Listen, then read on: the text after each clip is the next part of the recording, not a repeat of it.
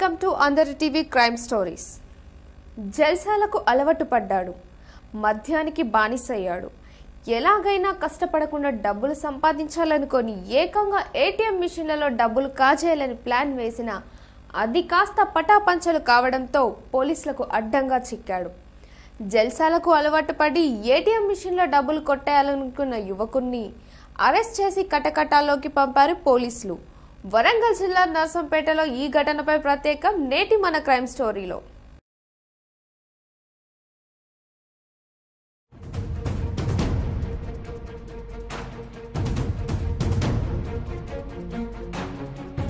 Medida Vamsi courier బాయ్గా పనిచేసుకుంటూ జల్సాలకు అలవాటు పడి త్రాగుడుకు బానిసై ఏటీఎంలలో దొంగతనం చేయాలని ప్లాన్ వేశాడు.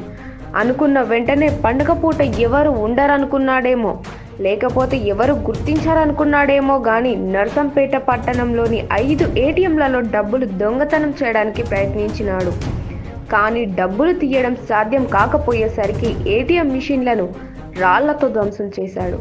ఈ దాడిలో దాదాపు 4.5 లక్షల ఆస్తి నష్టం జరిగింది. తెల్లవారేసరికి ఈ ఘటనతో పోలీసులు కంగు తిన్నారు. సవాల్గా తీసుకున్న పోలీసులు నర్సంపేట పోలీస్ స్టేషన్లో కేసు నమోదు చేసుకొని దర్యాప్తు ప్రారంభించి సీసీటీవీ ఫుటేజ్ మరియు లోకల్ ఇంటెలిజెన్స్ ఆధారంగా నిందితుడి వంశీని గుర్తించి కేవలం 4 గంటలలో నేరస్తుడిని పట్టుకోవడం జరిగింది. ఇంత త్వరగా కేసును ఛేదించడంలో head constable MD Akbar Basha, police constable R Sridhar, T Ramesh ముఖ్య పాత్ర పోషించారు. ఏటీఎం ధ్వంసం కేసును ప్రతిష్టాత్మకంగా తీసుకొని దర్యాప్తు చేసిన ఎస్ఐ శీలం రవి, సిఐ సుంకరి రవికుమార్లను ఏసీ ప్రత్యేకంగా అభినందించారు. కేసును ఇంత త్వరగా ఛేదించినందుకు పోలీసుల పట్ల ప్రజలు హర్షం వ్యక్తం చేస్తున్నారు.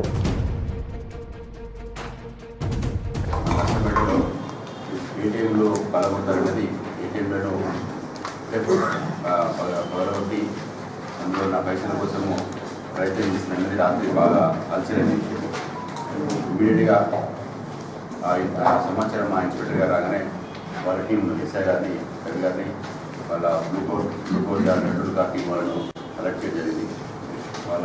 మా ఎస్పీ గారు కూడా అంతా కూడా మానిటర్ చేయడం జరిగింది. ఇమీడియట్గా వాళ్ళు 1-2 కాగానే అలర్ట్ అయిపోయి ఫర్దర్ ఏటీఎం దగ్గర కూడా పెట్టినప్పుడు అప్పటికి ఇంకా 2 పోయినాయి. లాస్ట్ 5వ ఏటీఎం దగ్గరకు వచ్చి ఎక్కడంటే మన కోట మహేంద్ర ఏటీఎం పాకా రోడ్డుకి వచ్చి అక్కడ చేయబెట్టేటప్పుడు మన టీం పట్టుకోవడం జరిగింది. పట్టుకున్న తర్వాత అతన్ని ప్రాపర్గా ఇంటర్వ్యూ చేస్తే అతని పేరు వచ్చి వంశీ, మేడిద వంశీ, వయసు వచ్చి 19 years old అబ్బాయి. ఇతను ఏంటంటే వర్క్ ఏం లేదు, ఇంటర్మీడియట్ పేరు ఒకేసారి పాస్ కావాలని చెప్పి 10th ఇంటర్మీడియట్ పాస్ చదివించడం జరిగింది. ఆ తర్వాత దానికి చిన్న పనులు చేసుకున్నా కూడా ఆ డబ్బులు సరిపడలేదు.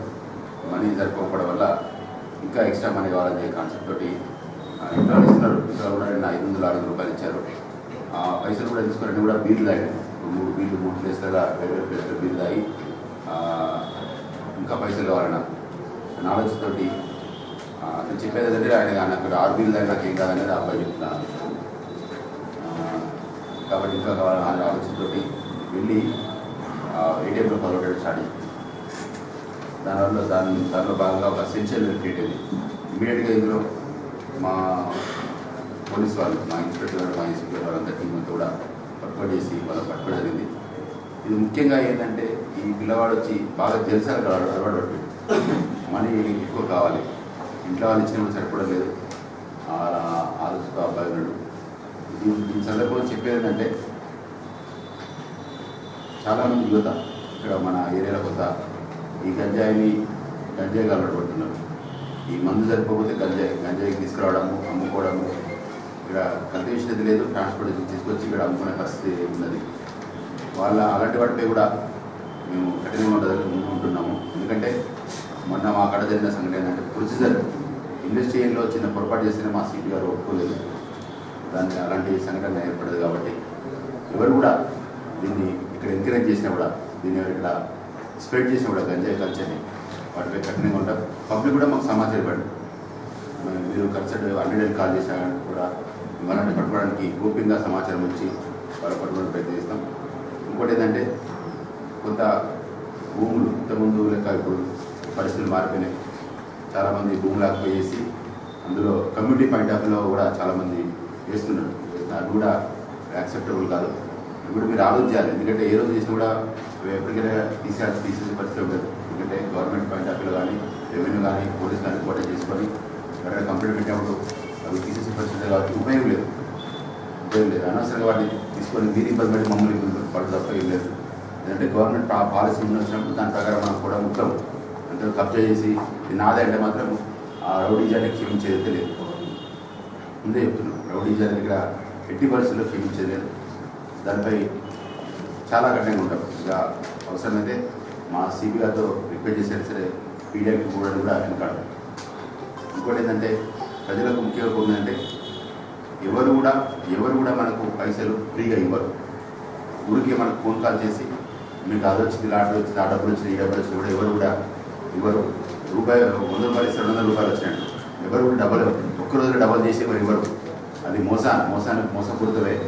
మీరు ఆలోచించుకోవాలి. ఎవరు కూడా ఫ్రీగా పైసలు ఇవ్వరు. మనమే ఇవ్వం. అలాంటప్పుడు మనకి ఎవరు ఇస్తారని ఆశించుకోవడం అనేది చాలా తప్పు. అలా ఆశపడడం కూడా చాలా రాంగ్. కాబట్టి మీరు అలాంటి ఫోన్ కాల్స్కు తొందరపడి అంటే అలాంటి మెయిల్స్కు ఓపెన్ చేయడం, అలాంటి మెయిల్స్కి రెస్పాండ్ అవ్వడం, లేదా అలాంటి మెసేజ్లకు మళ్ళీ దాన్ని ఏదో దొరుకుతుందని చెప్పి తాపత్రయంగా వెతకడం ఇలాంటివి మానండి. ఎందుకంటే ఎవరు ఫ్రీగా డబ్బులు ఇవ్వరు. అలా అది సైబర్ క్రైమ్. మన అకౌంట్లకి డబ్బులు పోతే తప్ప వాని అకౌంట్లోకి వెళ్ళి డబ్బులు రావు. క్లియర్ అయ్యింది. ఎందుకంటే వాడు ఇచ్చే అటెంప్ట్లో వాడు ఒకసారి, రెండోసారి, మూడోసారి ఇచ్చినప్పుడు మనం 100 ఇస్తే వాడు 200 ఇస్తాడు. 1000 ఇస్తే 2000 ఇస్తాడు. 2000 ఇస్తే 4000 ఇస్తాడు. మొత్తం కనుక ఒకటేసారి వాడు 50,000 తీసుకుంటాడు మన అకౌంట్కి. కాబట్టి ఇబ్బందికరంగా ఉంటుంది. కాబట్టి ఎవరు ఫ్రీగా ఇవ్వరు. చూశారుగా, ఇది కొరియర్ బాయ్ క్రైమ్ స్టోరీ. ఎవరు కూడా ఇలాంటి పనులు చేయవద్దు. నేరం చేస్తే ఎప్పుడైనా ఎలాగైనా పోలీసులకు చిక్కడం ఖాయం. కాబట్టి ఎవరు ఇలాంటి ఘటనలకు పాల్పడవద్దు. ఇంతటితో నేటి మన క్రైమ్ స్టోరీ సమాప్తం. తిరిగి మరో స్టోరీతో మళ్ళీ కలుద్దాం. అంతవరకు సెలవు. చూస్తూనే ఉండండి మీ టీవీ, అదర్ టీవీ.